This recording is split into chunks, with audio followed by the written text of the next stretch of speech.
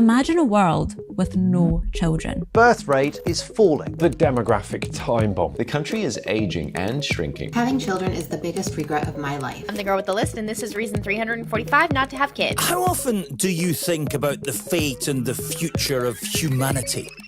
That's a lot to unpack. I want to discover what's driving the discussion, debate, and discourse around having children. We're having less kids, but why? And is it a problem? From the BBC, I'm Thea.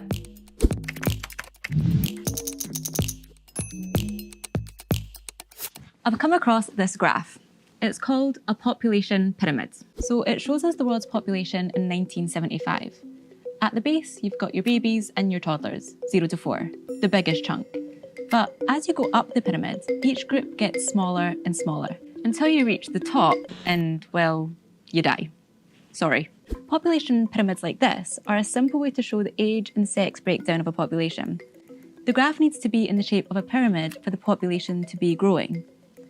I'm looking at the year 1975, and back then the world was a textbook example of a growing population. Lots of young people, fewer old people, and a big solid base to the pyramid. But if I switch this to show the UK in 2025, the graph looks pretty different. The base, the youngest age groups, are smaller than several of the older brackets, and that shift tells a story. The UK has an ageing population. After checking the definition of demography, I started searching it online, and it's a rabbit hole. I'm reading about population collapse, birth rate decline, Gen Z having less sex, ageing societies, child-free by choice, dating app fatigue, situationships.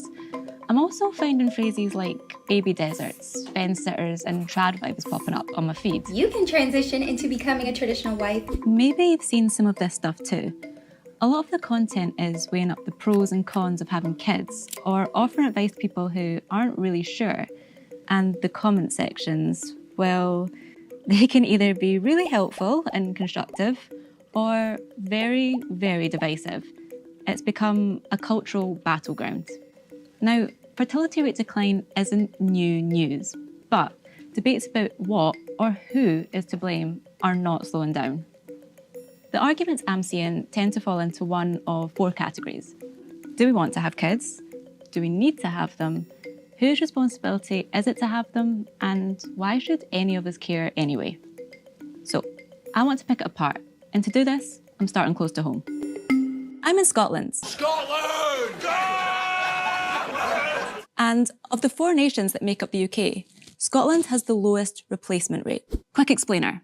A replacement rate, sometimes referred to as a fertility rate, is simply the rate that a population procreates to sustain its current number. If you take 2 parents, they need to have 2 children to sustain the current population when their parents die. And so the population remains consistent. Lose a child and the population reduces. The 0.1, that's to account for things like gender imbalances, infant and child mortality and infertility, and for people choosing not to have children. The UN says if a country is below a replacement rate of 2.1, population ageing accelerates, and the fact that a generation does not produce enough children to replace itself eventually leads to outright reductions in population. One of the major drivers of lower birth rates has been the cost of having kids. In Scotland, research by the Child Poverty Action Group suggests that the cost of raising a child to age 18 is around £250,000 for a couple, and about £290,000 for a lone parent. The United Nations Population Fund suggested that 39% of people surveyed thought financial limitations would impact the number of children they have. Basically, a lot of people feel like it's too expensive. And for those having kids, they're also more likely to do it later. In the 1960s, most births were to women in their 20s. But since 2012, most babies have been born to women in the 30 to 34 age bracket. But it's not only about cost or age. Other factors might include career instability, maternity and paternity leave, housing concerns, climate breakdown, dating in the modern world, fears of war.